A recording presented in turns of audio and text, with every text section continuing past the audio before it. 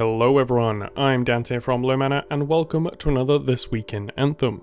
Here we'll run through all the news, updates, interviews and community spotlights that you should be checking out each week.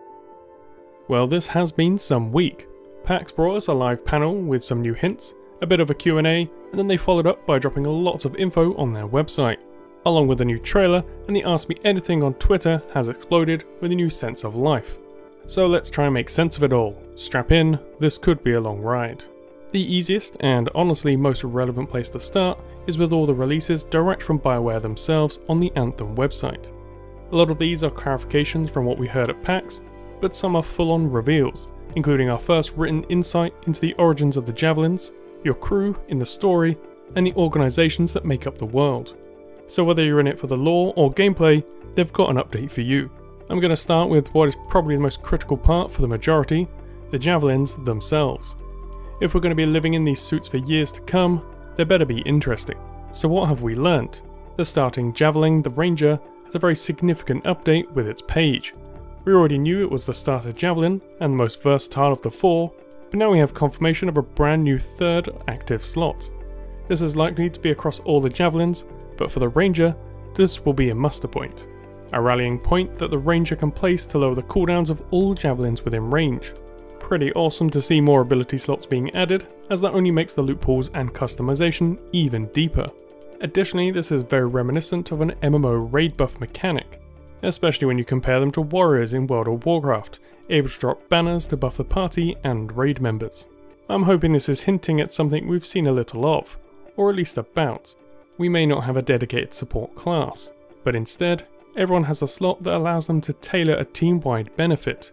Rangers buffing abilities, Colossus able to take aggro, Storms being able to provide shields, and Interceptors being able to... something, movement speed, who knows. When we move on to the Colossus page, we're clearly going to get another big reveal, showing off brand new... wait, no, wrong page. The clearly best Javelin doesn't get much attention here because, well, it doesn't really need it. We already know the most about it, due to it being the focus of nearly all the gameplay we've seen so far. With that said, there is one line I find it interesting, with its focus on damage mitigation and explosive power. I mentioned about support functions for each Javelin.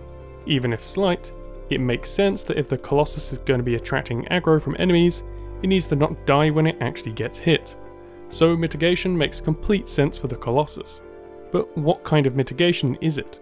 Is it the fact that they're covered in the most armour? Or do they have access to unique abilities that lower incoming damage? Perhaps lower the damage of creatures? More than likely, a mix of all these things. Has got me thinking though, what kind of abilities do I want to see? I can see flamethrowers being an effective way to suppress damage, but what ideas do you have? Now onto some Javelins everyone has been not so patiently waiting for, or in some cases, begging information on. The Storm and Interceptor. The Storm has previously been stated as the glass cannon, a mage, high damage, but using paper as protection. Right out of the gate we get some pretty major lore with the origin of the Storm, at least in vague terms, but let's be honest, we'll take what we can get at this point. I'll cover what we learned in regards to the factions in a bit, but for now, the Storm specifically, its technology originating from the Dominion, the primary enemy faction of the Freelancers, who have a significantly better understanding of just how powerful the Anthem of Creation is and the Shapers were. This Javelin is the only one, at least so far, that boosts kinesis powers of the pilot and enables them to act as a conduit to channel elemental powers, making it the most technologically advanced and hints at something I think so far has been overlooked. Can anyone actually become a pilot? Or do you need to be special, have an innate power to be able to control them? Which becomes more relevant the more related to Shapers the tech becomes. This could be why the suits are traditionally handed down within families, indicating that it's a genetic thing. We already know that Ciphers specifically have telepathic powers, allowing them to communicate with pilots without the need of a radio or other communication technologies.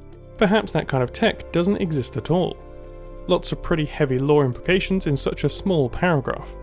In terms of gameplay, we get clarification on some Storm's hover mode being unlimited as long as you aren't flying, setting it apart from the others, while also giving a brief summary of the teleportation abilities. The final Javelin, the Interceptor, finally has some information, although still pretty limited. This fast and nimble Javelin seems to be much more subtle than the others, not packing the kind of weapons or armours of the others.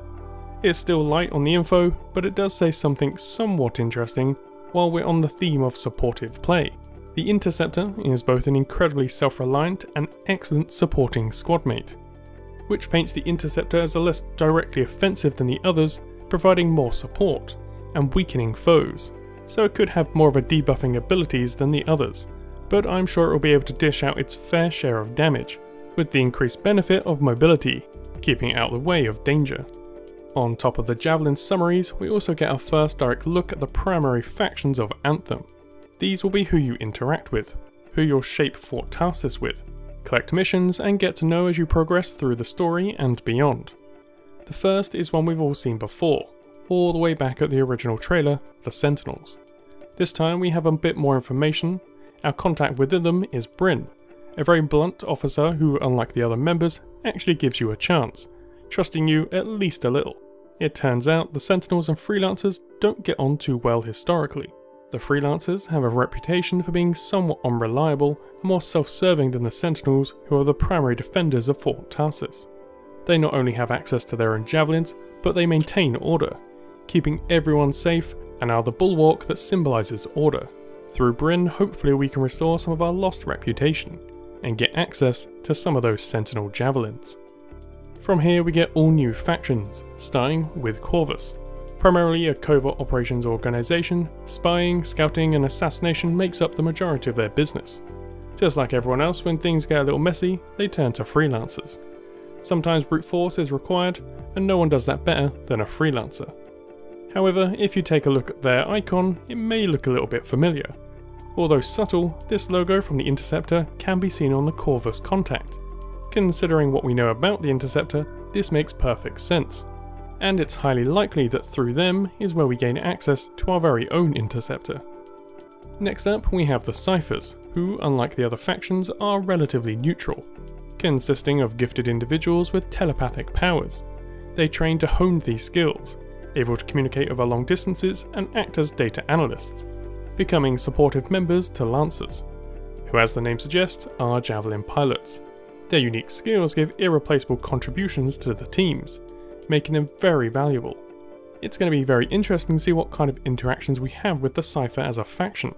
We already have two as part of our crew. Owen, a young mechanic still focusing his skills, and Faye, an older Cypher, most likely acting as his mentor.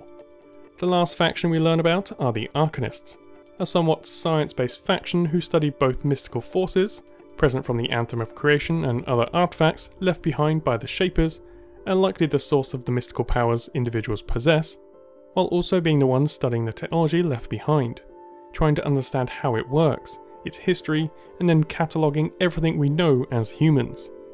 These, I would guess, will be a great source for new technologies, especially later down the line.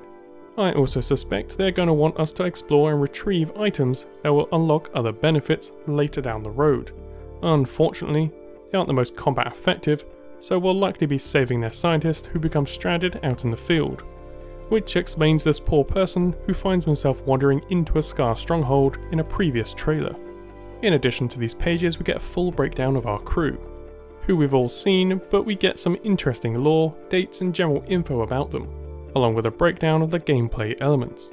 I am looking to some of the more lore heavy videos, so once I start to solidify some of those theories, I'll be sure to give you my full take on those. So as we do every week, a recap of the Ask Me Almost Anything About Anthem that Mark specifically seems to dedicate a large portion of his life to. We've got some interesting clarifications that have also made it into some of the interviews, specifically with Game Informer and US Gamer. One of the key takeaways is how the story itself and the missions that support it will work. The story, as we've heard repeatedly, will be something you primarily see solo, in first person, within Fort Tarsis. So does that mean if you're playing with friends, you are all going to be going back and forth from the hub, then back to the group? No, a nice straightforward answer. Instead, you'll be able to play your missions back to back, just returning to your Strider to re-equip. Select the mission you want to undertake, then head straight back out. When it comes to the RP side of things, you'll see specific markers within Fort Tarsis or the Strider that you can elect to do at a later time or not at all. But it will be obvious so you don't accidentally walk into a cutscene while you're trying to select a mission. This seems like a great balance of story to gameplay, giving you the options to play how you want.